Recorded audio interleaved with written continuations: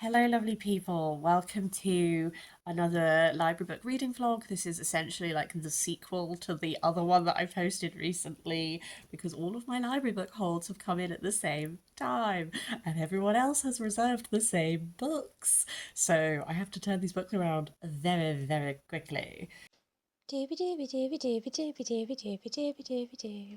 Doobie doobie doobie doobie doobie doobie doobie doobie Sophie vlogs.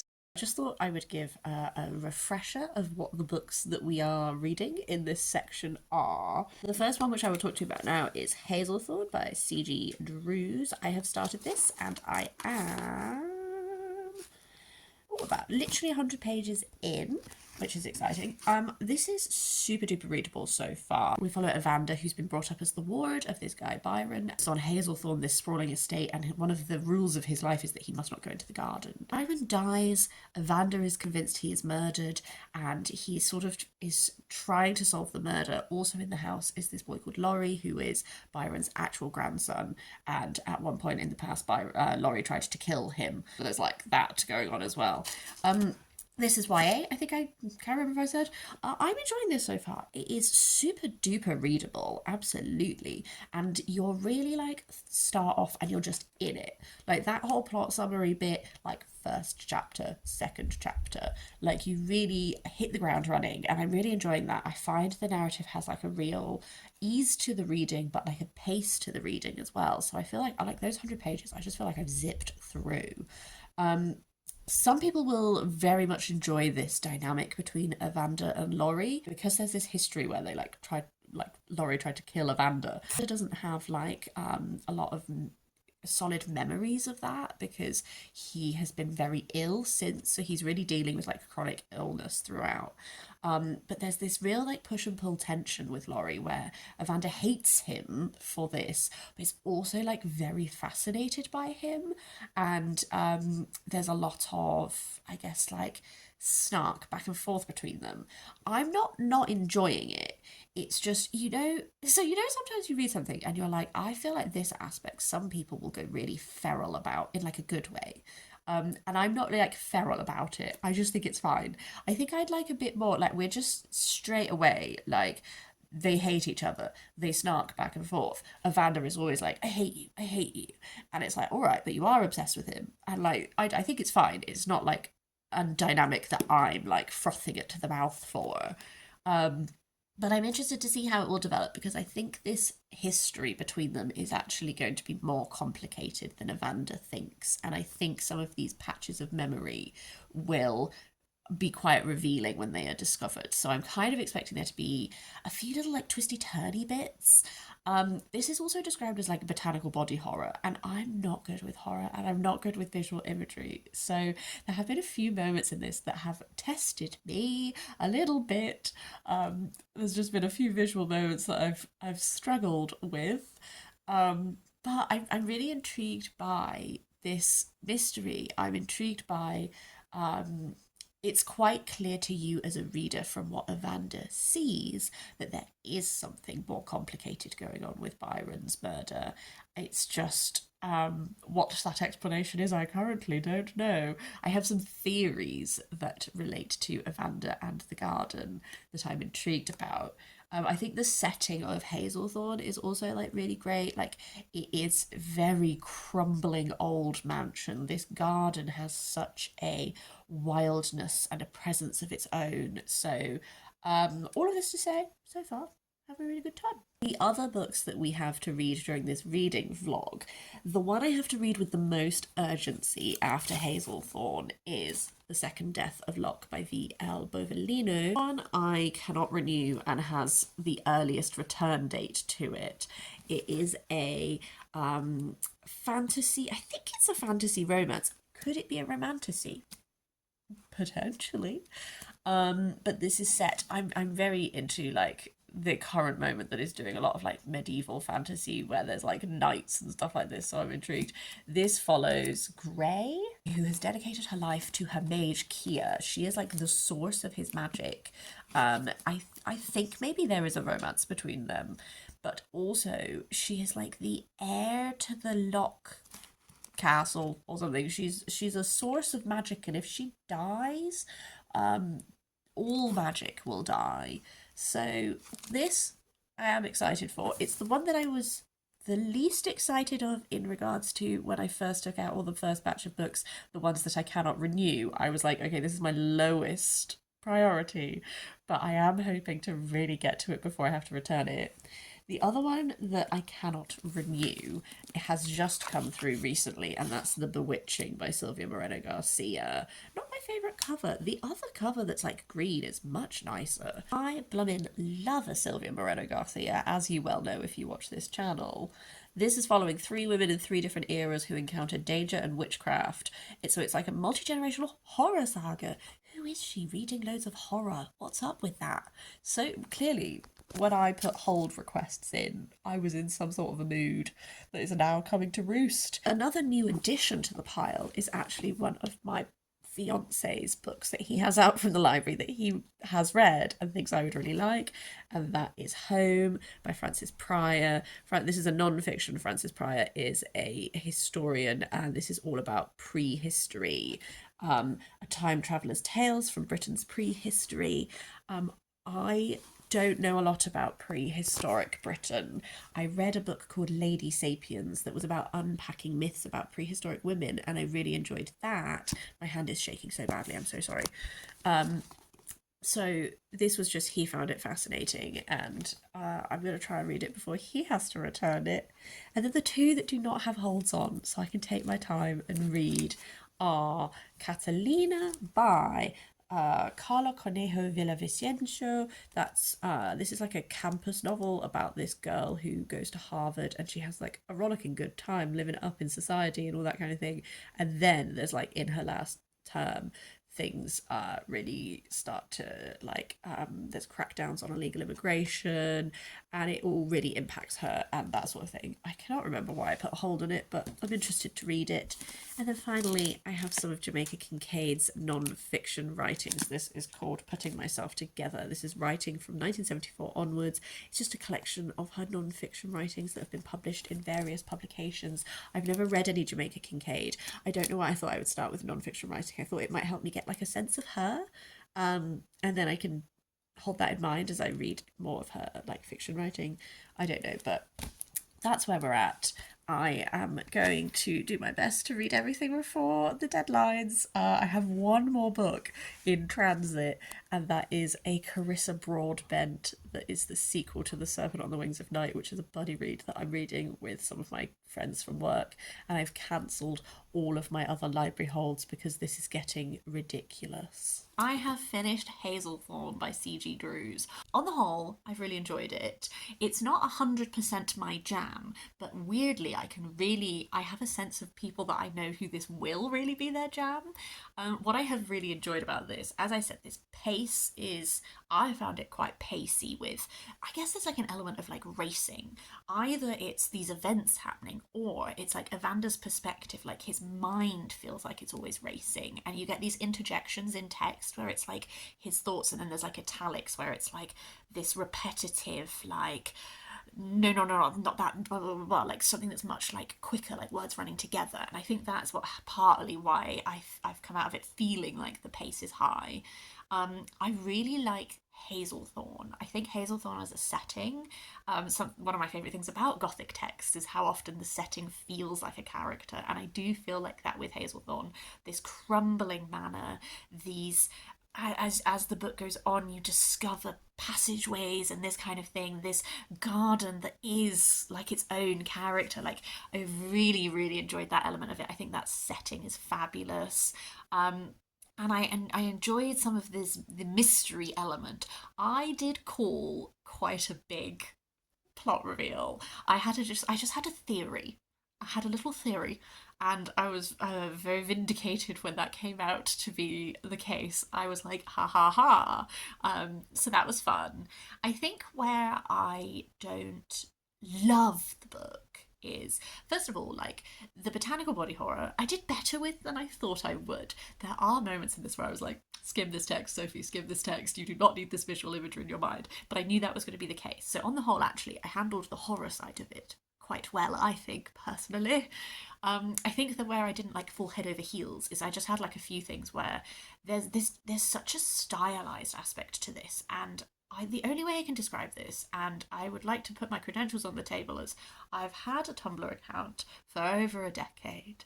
I am one of us. However, this read very Tumblr to me in the sort of like, I enjoy when I see posts that are like flash fic, is that the word? Like very short, like little fics. I enjoy that, and it felt very strongly like that. Like the relationship dynamic between them felt very like, I feel like there's quite a large audience on that website that likes certain types of relationship dynamic, and I feel like you would find that reflected here. Like Evander is a little soft boy, but I liked that as the book went on, he sort of broke out of that a bit. I almost wish he does find agency. I think he finds agency quite late in the text, and I think maybe I wanted him to find agency a little sooner in the text, because he veers a little bit wildly between like being a deeply broken soft boy and then like a vicious feral being, and sometimes I found it a bit like there's no middle ground to this boy. Is one or the other. And I think the same with like the relationship. I think I'd already said that it just feels like you're plunged in, and because they already know each other and because they have known each other for so long, but also their interactions have been very limited. There was just like a few moments along where I was like, you guys are like so deeply like this level of vibe, and yet you've had so few interactions. Like, how did we get here as a start point? I don't know, man. I'm finding it very hard to describe that without spoiling everything. I guess there's like an overwrought element. Emotions are very high, which is in keeping with Gothic. Relationships, like they hate each other and then they're obsessed with each other. That whole like level of drama, which I thoroughly enjoyed reading. It's just, it's not like the type of thing that like stabs me in the heart and like makes me be like, I love you so much. But I didn't come into this one thinking it was going to be a new favourite. I came into this as like a little test, like, let's try out a little horror book. I like botanical things, so I was like, maybe this could be really fun, and it was really fun. I think it's pacey. I think it has some fun reveals. I think that it's incredibly readable, and I have thoroughly enjoyed it. Will I go away and read more C.G. Drews? I don't know. I haven't really looked at the rest of their work, so I'll have to do some investigating. I'm not sure if I feel the urge to read another one, but I have enjoyed this one. Now, we come to the first casualty of the readings log. The Second Death of Locke by V.L. Bovalino. I just don't have the time between when I need to return this. Like, this is nearly 500 pages, and I have 5 days before I have to return it. Best will in the world, it ain't happening, because those 5 days I'm also at work, so like, you know, I work a full-time job. It's just not going to happen, so I am going to return this one. I read a handful of pages, and I didn't dislike it. It is, of the ones that I have read for this library reading book challenge, one that has not immediately grabbed me, and I think it might end up being more romance forward than fantasy forward, and I do prefer mine to be fantasy forward with a romance subplot. So this is why I prioritised others over this one, and I think it will be one that I will potentially put a library hold on in the future, given that I'm coming to the end of the year, hopefully moving house. I need to stop taking books out of the library for a bit to read down some of what I own. It's not going to happen today. If you've read this though, please leave me a comment to tell me how you found it, because again, this is not a DNF because I don't like it. This is like, let's be practical about this. It ain't happening. I'm back with updates on my next 2 books that I picked up. I went to Manchester. I just did a flying visit, 48 hours. Every single leg of the journey had problems, multiple train cancellations. At one point I thought I was going to be stranded in Newport. I had to get a coach. It was a little bit stressful, but it does mean I'm about halfway through both of these books. I'll start you with Frances Pryor. This is Home. This is an exploration of prehistoric Britain. Previously, the only book I've really read that looks at prehistory is Lady Sapiens, which is specifically looking at women in prehistory and breaking down some of these ideas we have about women and challenging some of them. And I really enjoyed it. It made me feel such like a a sense of connection with like Neolithic women, which was like incredible. Home by Frances Pryor, I'm really enjoying so far. I am probably actually about halfway through. Um, he's sort of, this is the first Frances Pryor I've ever read, and his sort of like opening argument is that it's a Michael Caine quote about how like family is like really important and all that kind of stuff. But he's essentially looking at prehistory and the importance of, I guess, familial structure, but then also like essentially challenging this idea of history as like a top-down thing, where you look at the rulers and the emperors and all of that, and you focus on these wealthy, notable individuals, and instead looking at it like from a bottom up, where you actually look at community and you look at the lives of normal people. And in this specifically, like he starts off with, what I've read so far is he has started off with Mesolithic and is now moving into Neolithic. But he's looking at, because he is an archaeologist and he has like this immense experience doing stuff like that, like he's zoning in on specific sites, specific digs that he's been a part of. He sounds like such a power couple with his wife. His wife is like an expert on like prehistoric worked wood, so she also is involved with a lot of archaeological discoveries and stuff. So between the two of them, they have this like wealth of knowledge, which is incredible. But flipping some of these ideas on their head, and stuff like this over focus on hunters rather than gatherers. This someone again in this has challenged, why do we have these very rigid ideas of what gender in prehistoric times would have been like? If you have a task that needs to be achieved, particularly in times of food scarcity and lack of mechanization and all that kind of thing, like, why wouldn't everyone who is able take part in that and make it be achieved? Like, what do you mean? You as a husband sometimes make food for your wife does this, like challenging these very rigid ideas, which often come from the people who are making the discoveries, not the community itself. And all this sort of thing. I'm finding it really enjoyable so far. I'm finding it very readable, and I think he does quite a good job of. He goes and talks to a lot of experts, and he serves as your like layman person who's asking those questions. That's like, but what do you mean? What about this and whatever? And then it gives that expert the opportunity to expound upon and like unweave some of these ideas and all that kind of thing. So actually this is really enjoyable. And then after that I have The Bewitching by Silvia Moreno Garcia. This is not my favourite cover of The Bewitching. There's a much nicer green one that I like. But I like Silvia Moreno Garcia. I've read a lot of her work by now. This has 3 timelines in it.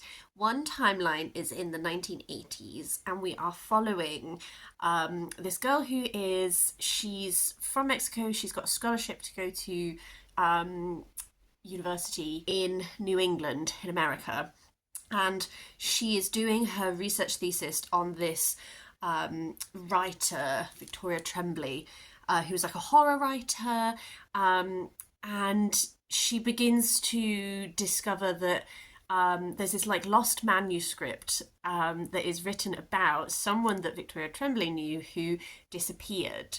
And so there's another plotline that is that narrative that is giving you the account of Victoria's friend who eventually vanished. And then there's a third narrative that is Alba, who is the great-grandmother of our first perspective character, Minerva.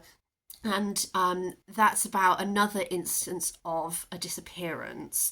And there is an idea of witchcraft that is tying all these together, a bewitching, if you will. So I'm enjoying this. I always find Silvia Moreno Garcia's work very readable. This one so far isn't like blowing my socks off. It's very highly reviewed so far on Goodreads and Storygraph, actually, which intrigues me. I think I'm really enjoying the plotline that is Minerva and then Victoria's manuscript. I'm really intrigued in this this creeping as she's reading more of Victoria's manuscript, and you're seeing like this, because Victoria was in love with the girl who vanished. She has such like a she's so tormented by her disappearance. And so the way that manuscript is telling the tale is it keeps giving you little tidbits of what might come later and that kind of thing. I'm enjoying that sort of like structural thing. And then Minerva, I think at the point that I'm at about halfway through that someone has bewitched Minerva, and I think that things are about to get very bad for her. So there's like a paralleling going on there that is also present in Great Grandmother Alba's narrative for sure. Like these are all tied together they have this commonality of. I think what I'm struggling with Alba's narration is Alba's uncle, there's a vibe there that like seems to very much be that Alba has an interest in her uncle. And like, first of all, girl, he's your uncle. What? Which I'm not loving. But also the uncle definitely has a edge to him. I wouldn't be surprised if the uncle is the person who's bewitched. Or, well, no, that I would actually, because he's very, every time anyone tries to bring up, like, folk superstition, he's like, this is countryside nonsense. I trust Silvia. I trust Silvia that this is not going to be a romance between uncle and niece. However, I'm not really enjoying it as much as the other two. It also, I would say this is also quite slow paced for sure. Like, I think because I was reading it like stuck on a bunch of transport, I was occasionally like chafing against the pace just a smidge. I was like, I don't know, Silvia does this, doesn't she? It's Silvia, as if we're friends. She gives you a lot of detail and she takes her time. Sometimes I'm like, ooh, just increase the pace, just like a 0.25, just a little boop. Yes, I'm not the biggest of horror readers. I say this having read like 3 horror books between these library vlogs. I've been exploring new genres. But I do enjoy when Silvia Moreno Garcia like explores a topic, and she very much is exploring like in this world Victoria Tremblay has like a link to like Lovecraft and all this kind of thing. So there's like horror as like short stories writing is being explored here, sort of in a similar way that in like Silver Nitrate horror classic film was explored and that sort of thing. I love that Silvia Moreno Garcia like I love a person who has like such interests, and I love to like hear people just tell me about their really strong interests. I just find it really interesting, and I feel like Silvia Moreno Garcia always brings that to her work. There's always something that's like, you find this fascinating and now I do too. I'm gonna try and really read it this weekend because I'm going to the library in 2 days to return all of the books that I cannot renew. I have a little bit more time with this one, but if I could finish it and return it at the same time, then it saves me having to do a second library trip later. So we shall see.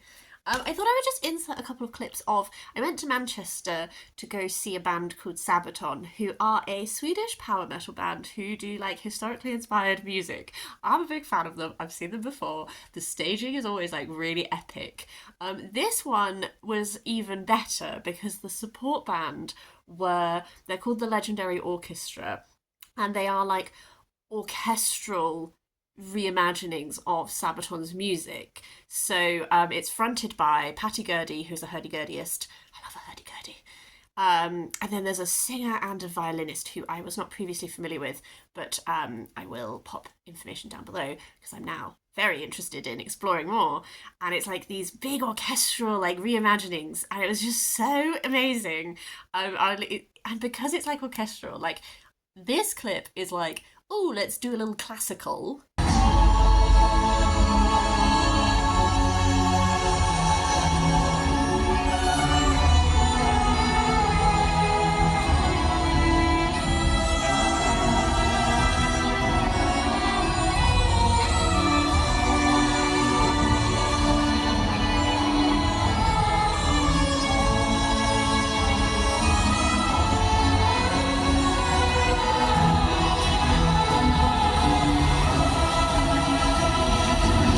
And then you go from that into like this, which is like very much more like metal.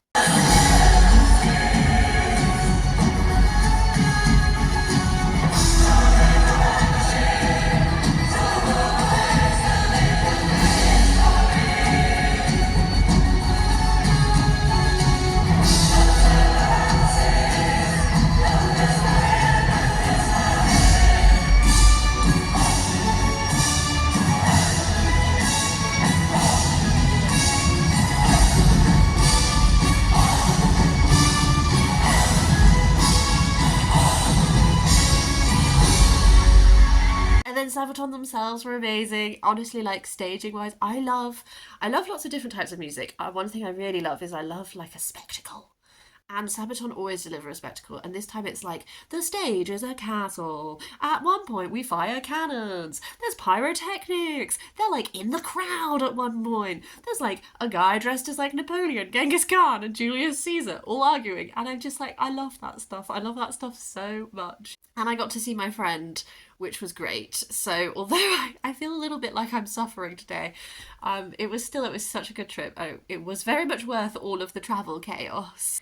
Hello, lovelies. I'm so sorry, the light is rapidly fading. I just wanted to hop on and do a small update. I finished The Bewitching by Silvia Moreno Garcia. I have actually returned it to the library. I blitzed it that evening so that I could return it the next day. I always enjoy Silvia, and I did again. I think what worked really well from this, from my perspective, was I think the actual like bewitching was really effective, because you have the three plot lines.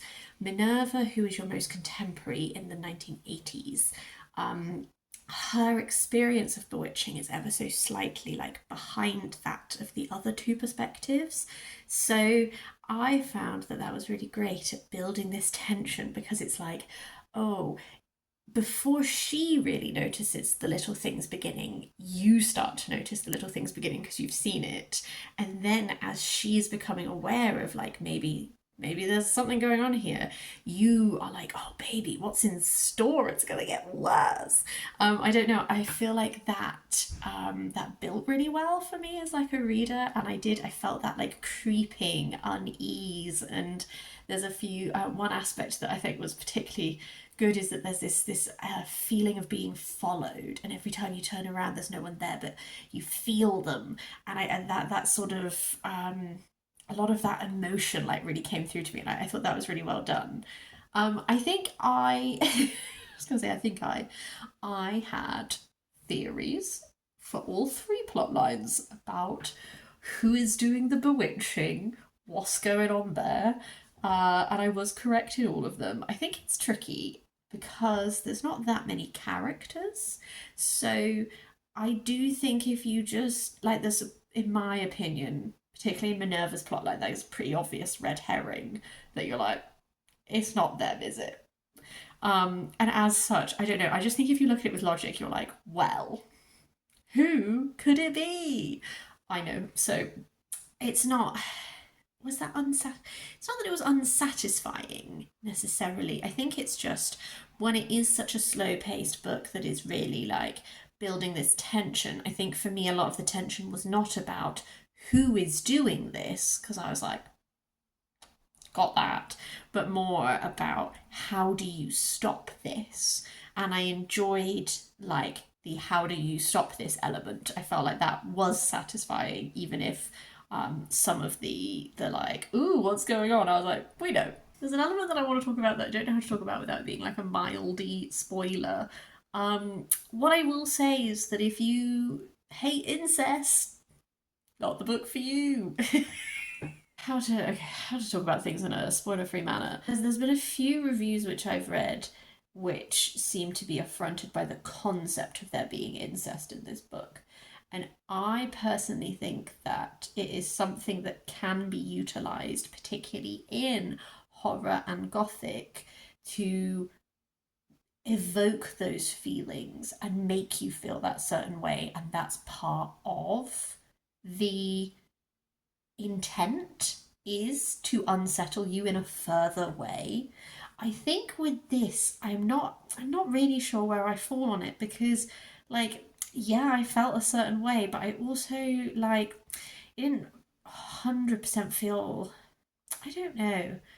I just feel like for so much of the text, the relationship that Albert and her uncle have is like, she really wants him and blah blah, and it's not really, I'm not sure if it was like examined in that same way that feels like deliberate intent to unsettle. I don't know what I'm saying, man.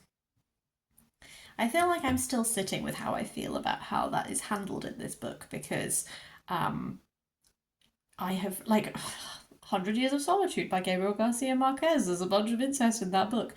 And I felt like that is an element to the book that worked really well because it emphasized this cycle, this repetitive, this trapped, this unnaturalness, this outside of the usual order of things. Like that's it added to that aspect of the book for me personally. Whereas reading this and then some other ones that I've read that have been, I guess, more in the slightly gothic-y way, sometimes I feel like they just exist for me to be a bit uncomfortable. And I'm like, mostly this is the same book. If I don't know, this is a waffle. It's my brain is. I've just finished work, so my brain is like cuckoo. I'm still really enjoying Home by Frances Pryor. I've reached the Bronze Age. I really appreciate that this is like moving forward chronologically, so we are coming more to closer to our time as we go through. So Mesolithic, Neolithic, I'm now in the Bronze Age. I think one thing that this is doing that I'm really enjoying is it's really capturing like the wonder of when you make like an archaeological discovery, like both for new people who he talks about, you know, a metal detectorist who is helping him, who finds something and is like overwhelmed, but also for Frances Pryor, like that feeling never goes away. It must be incredible to sit there and unearth something that's from 2000 BC or like that's mind-boggling. So I'm still really enjoying this. I'm still finding it very accessible. And then the final book, this is my final library book to pick up. I've cancelled everything else, but I didn't cancel this because it's a buddy read with some of my friends from work. This is The Ashes and the Star-Cursed King by Carissa Broadbent.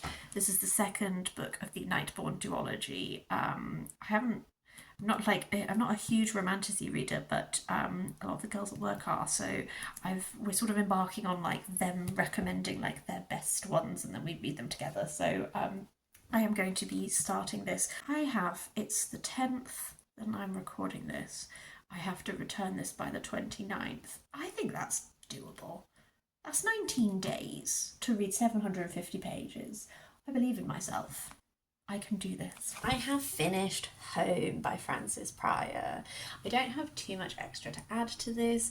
On the whole, this has been like a good 4-star history book for me. I've really enjoyed this exploration of what Frances Pryor essentially is calling like the domestic revolution, which is this development of these like family structures and domestic way of existing that has then had this huge influence on like human culture and everything.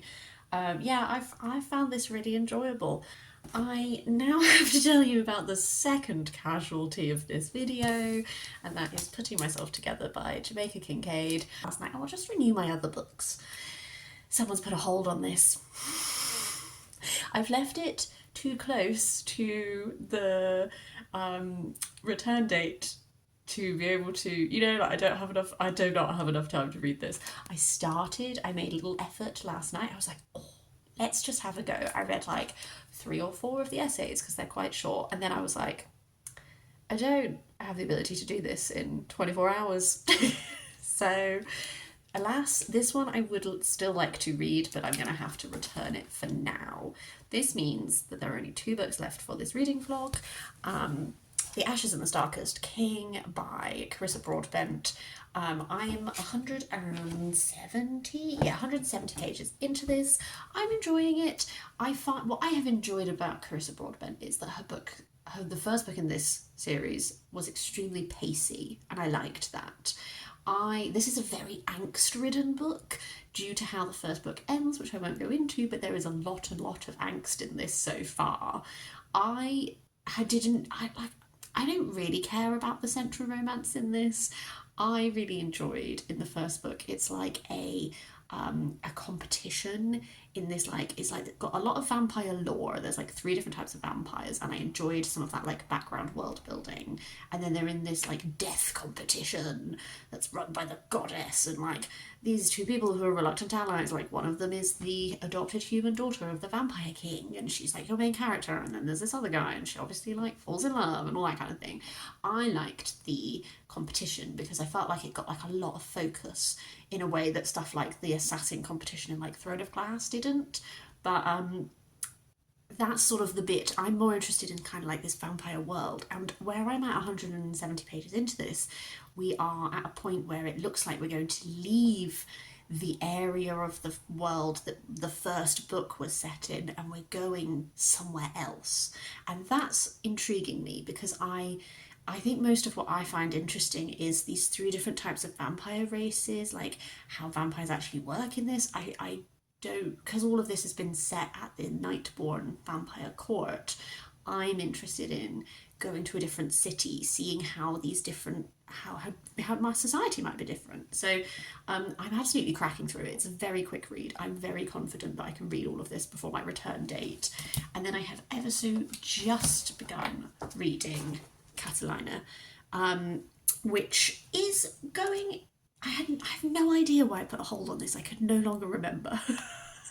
But so I have no expectations going into it.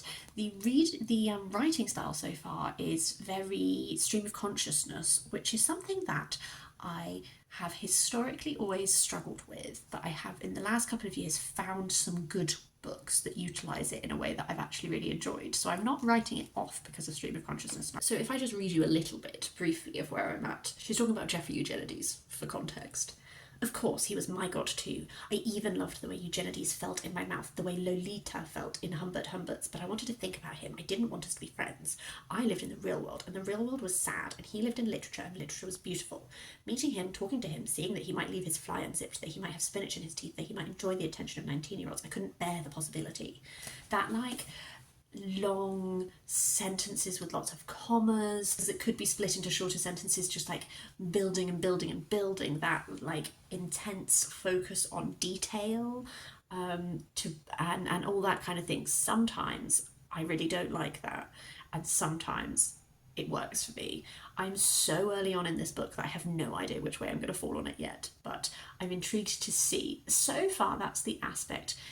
I think like the voice is the aspect that I'm like interested to see how I feel about. She's a very young woman. We haven't actually got to her being at university really yet. We're looking at like her past, like how she came to be in America, what her relationship with her grandparents is like, all of this. And there's a very particular like tone and sense of self coming through that, again, she seems like one of those narrators that I'm either gonna really enjoy that very defined voice, or I might end up finding the voice annoying.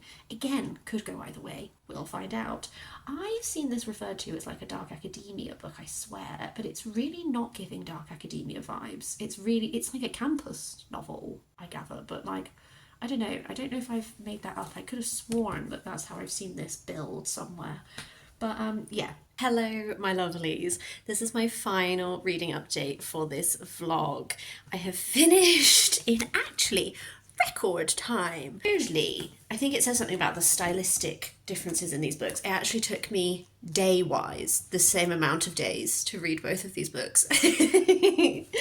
So let's start with Catalina. I gave this a 3 stars. I did enjoy it. I do think I struggled stylistically. As I said, stream of consciousness is not my greatest narrative style, and it's I guess it's also, it's not just the stream of consciousness narration, it's that the narration in this is I guess the word that comes to mind is like slightly frenetic, in that it scatters around and jumps around, and I think that's very deliberate. I think it really adds to the voice of Catalina very strongly. I would definitely say, like, I've come out of this and I have a real sense of the character of Catalina. I think that she is painted very vividly. I think I really did struggle with the level of jumping around in the narrative, and it would be like sometimes we would be jumping and we would land on something and I was like, oh, I really appreciate what this is unpacking. I really appreciate like this cutting commentary or that kind of a thing. Versus other times we would be making interesting commentary and then we just jump around to something that I was like, why are we here now? Can we expand on the other one a bit more? And I think there's this element of Catalina is both like, in some ways, very hyper aware of things because she is undocumented, and she interacts with a lot of people who very much like other her because of her being from Ecuador, and then she's got a lot of observation to do with the way people in fields like anthropology and other things that she overlaps with in her degree, like how they perceive her race, how they interact with her race, how they expect her to interact with them based on her race and all this kind of thing. And I think that she has this great aspect of her character, which is that she very often refuses to give them what they want, but she also at the same time is someone who follows a script in some ways. She has this like idea of who she wants to be that is very scripted, and at times that her age shines through in that. So there was kind of an interesting element of having been forced to grow up from a very young age versus this like immaturity in other things. So I don't think it's a bad book. I definitely think it's not a book that is written in a style that is like my favourite, and I did struggle with that aspect of it. I do think it's very distinctive. I guess it reminded me a little bit of Disorientation. Currently forgetting who that author is. Elaine something. Forgetting. Both in that it is like a campus novel, and also in that distinct tone of voice and like a little overlap on topic, not wholly, that they are doing different things. Also, I guess a little, anytime I read a book that's got like a narrator with a very distinctive stream of consciousness style, I always think of Treasure Island by Sarah Levine, which was a book that I ended up actually really quite liking in the end, but has a similar like not always likable, very distinctly, very different in subject.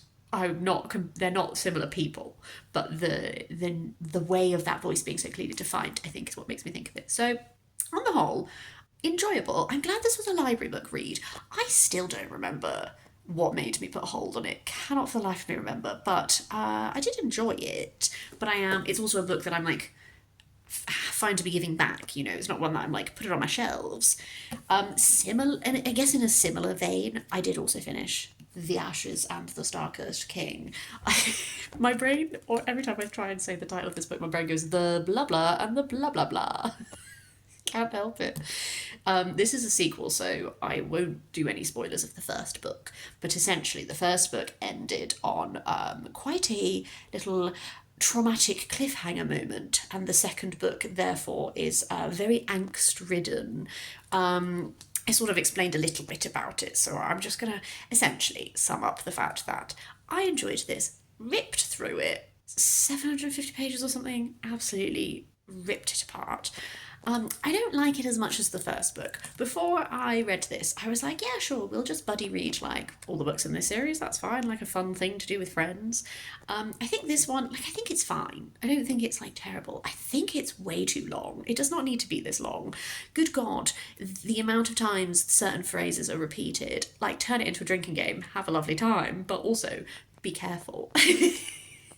I think for me, the romance is not. I always read romantasy because I like fantasy. It's very rare for me to be like, I love this relationship, blah blah blah. That's just, even in fantasy, I'm like, which is totally fine. But so I'm not super invested in the romance of this. I will say that I do think the main characters are like somehow less complex than they were in the first book. And one of my complaints about the first book was I felt like all the characters were like quite defined by like, this is who you are and that's what your box is. And there's still like, that still is present. I felt like there was, I guess, they were just slightly more put in a box in this one. I think one thing that I really liked about the first book was that I thought that the sort of this competition, this like death goddess competition thing, added like a really good structure to the book, and I felt like it was like handled really well. This one, like, the villain is less compelling, and there is a distinctly less structured narrative. You're sort of like, we go to this place and we do this thing, and then that means we go to this place and we do this thing, and then we end up here. And like, that's fine because it was fun to see more of the world. And I will say, there's like one villainy moment in this, they go to a place, they meet a person, they experience like a different court of vampires. very good. Creepy little vampiric children happening. Like, anytime you make children vampires, like, there's something weird going on there. I felt like that was all quite effective, and I was like, ooh. So kudos. It was just, I think the rest of it, like, I didn't feel like the drive was there as much. I felt a bit like, ooh, we're all over the town. There were some very questionable raunchy scenes, and by questionable, I mean timing wise. Why is this the moment? Girl! I was just like, good God, people, choose your moment better. And then also, this is really hard because it relates to both the ending of the first book and the ending of the second book. There's an aspect to do with the ending of the first book that is fine in that context. I was like, okay, this doesn't annoy me. Narratively, hooray. It's kind of it happens again in this book, and I was like, at some point you do just have to commit to an ending, like at some point you have to like make a plot decision. This is vague, I'm so sorry. Waffle, had a fun time. I do think this is very readable. If the rest of my little buddy group friends want to read the rest of these duologies, I will happily get them out from the library. Have a good time. I won't be reading the rest with like a great urgency. We did it, pals. How many books? Maybe editing Sophie will put a little tally here. When I edit, I hate when I do this. I'm like, just do it in the moment. Never do. Always make my editing self do it. Sol's gal. If I've been really good, I'll put a tally here of how many holds came through and how many I have read over the course of these two. I think it's been pretty good, only had to return 2 without reading them, and that was mostly due to like hold timings. I've generally, I know I said that this one I didn't like as much as the first one. Like, I've liked all of these books. There's not been like a dud book. I've had a good time. I hope you've had a good time. I never know if my reading vlogs are enjoyable. I just started doing them this year. Also, I normally try and do more fun stuff to intersperse in my reading vlog. Very excitingly, I've mentioned House Move a couple of times in videos, but actually that is, as of the time I'm recording it, this will be going up distinctly later than the recording time. We are like imminently about to have like a potential moving date, and I am so excited. I won't go too much, but I'm genuinely like, I'm so thrilled about the idea of owning a house and just moving and just, I feel very excited, and I really hope that everything goes through. It is also a good moment to not have library books. I'm going to put a pin in librarying for a while. I'm going to try and read some of my own books. Yeah, I'm really excited. I hope that this has been enjoyable. I would love to hear your thoughts on any of these books. Please do leave me a comment down below if you fancy it. But otherwise, I have no idea when this is going up. I was going to be like, I hope you have a nice insert month here, and I'm like, couldn't tell you when you'll be seeing this, but I hope whatever time it is that it's a lovely one for you. Yeah, have a nice day.